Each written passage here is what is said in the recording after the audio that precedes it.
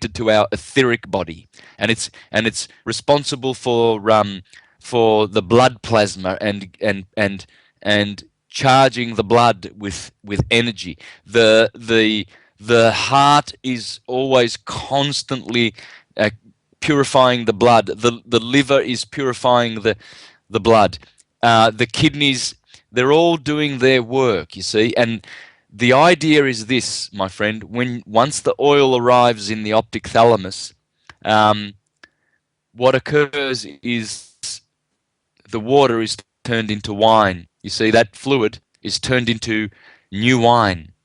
That's what it talks about when Jesus at the marriage festival at Cana turns water into wine. That's here.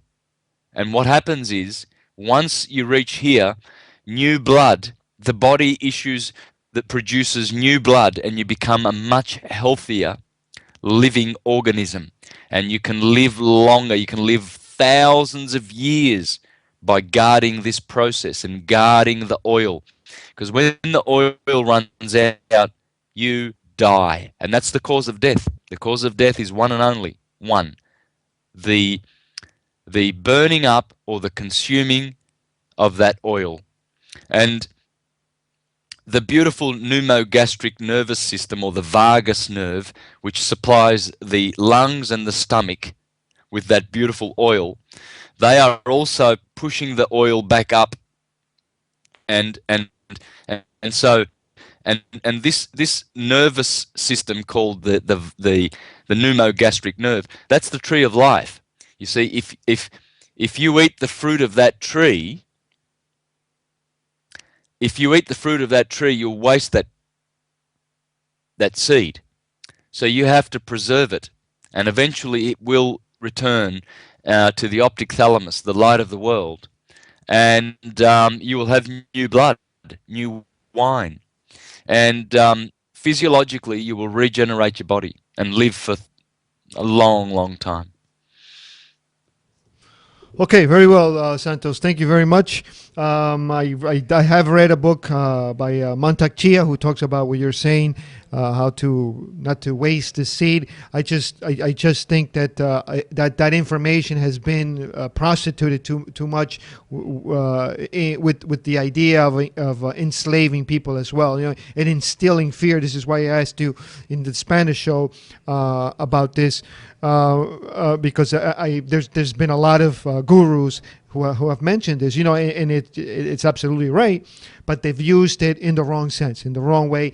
It is to put fear in people, and when you live in fear, there just can't be no evolution.